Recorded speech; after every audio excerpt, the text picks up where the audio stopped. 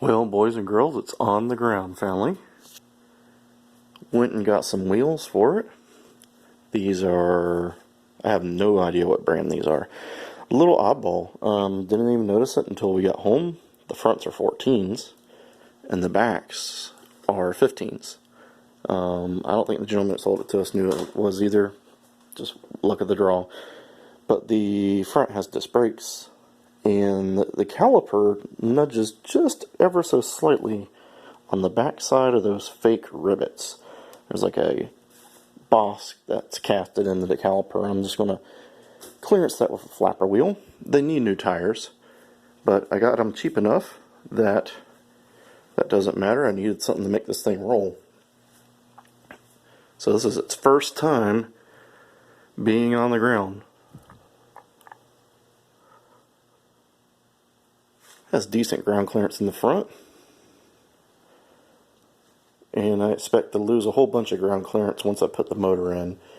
We're going to need definitely a narrower tire, I think, to clear where the shocks go,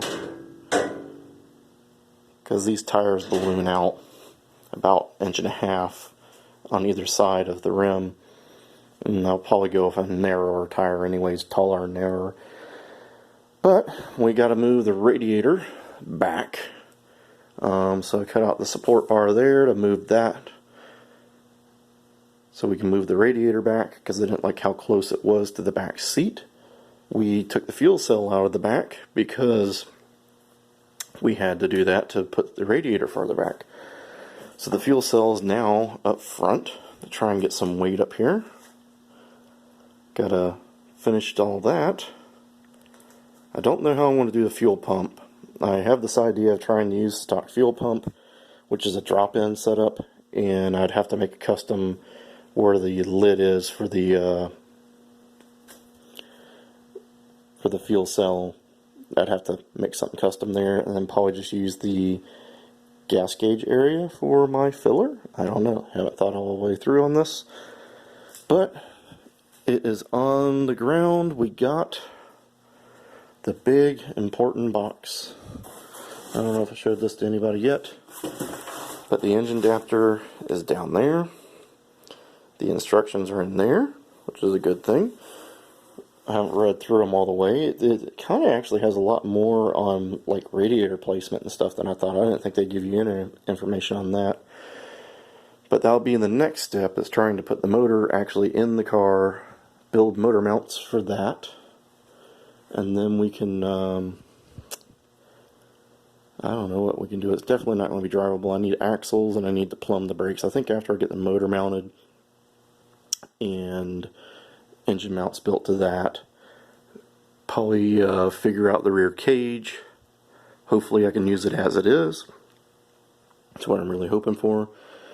Then I'll probably go on to actually plumbing up the brakes. I need to get a set of pedal assembly for this. I want to use a auto stick pedal assembly is what I'm going to try and use on it. I just need to go and find somebody that has one. I'm sure there's a couple of friends of mine that got them. Just little things, but it's like 1 in the morning now. I just got the wheels on because I just got all the brakes on. So we will keep going on this project. Hopefully everybody's doing good out there. Get out there and work on your projects. Keep your projects going. VW Jawbreaker finally got to 1,000 subscribers, so congratulations, man. That's a big feat for us small channels. You know, that people think it's easy to get to, but it really, you know, for car stuff, it's not, you know. So anyways, go out and check Stacy and D.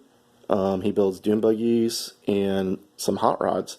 And he's built some really nice Manx buggies, and he puts really good info out there on what he's used, what he's done, what he wouldn't use again. And he gave me a really good deal on the wheels and tires. So I'll try and put a link to his channel maybe up here somewhere. And you guys go check him out. Give him a subscribe. Try and get him to the 1,000 mark too, because he's put a lot of knowledge out there, and you know, he should get the YouTube pennies for it. So anyways, boys and girls, I'm on the search for seat belts. I found 3 seat belts and 2 manufacturers that say they make DOT or FMVSS 204, 209 rated seatbelts for a 4-point. Alright, you can get 3 points and you can get lap belts, no problem. A gentleman told me one time that they tried to register a dune buggy that had lap belts, and the DMV said no, and they had to put the 3 points in. And the problem for me is, number one, the center seat would be kind of hard to do a 3-point in. Number two, this is a buggy, you're bouncing up and down, and I don't feel the 3-point, it will keep you from going forward, but it won't keep you from doing the bouncing up and down. So like a 4-point that goes over your, having shoulder harnesses is what I want to do.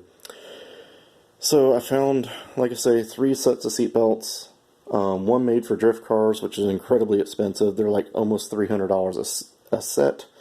Another one made for road race specific cars. That's the problem with that set, was they were specific for like Shelby GT 350s and Camaros and Corvettes, but they're DOT legal.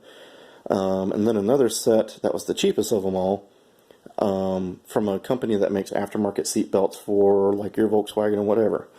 And so I'll check out the cheapest one first, because it's $100 a set compared to $300 a set, and I need 6 of them. So you can do the math, it gets pretty expensive just to put seat belts in this thing. You know, so I'll probably buy one belt from that one company and figure out how they say they mount it, because they show pictures on the internet, but the pictures go contrary to, from my understanding. They just show it going up and over the seat and down to the floor. And from the seat belts I've seen and from the harnesses I've bought before in the past, they say don't do that, that will break your back. I've talked to some other people and they said if you put a harness bar in here and the seat belt to go over the bar and mount to the floor, that's better. So I want to get the seat belt, buy one, and see what it does, but that will be something a little later. For right now, we're going to put the motor in, and then we'll probably put brakes in, and then start figuring where the radiator needs to go, and it's getting closer, you know. I hope that would be cool to have this ready for Bug Jam. I didn't think it would be possible, but now it's starting to snowball and look possible. So anyways, boys and girls, thank you for subscribing.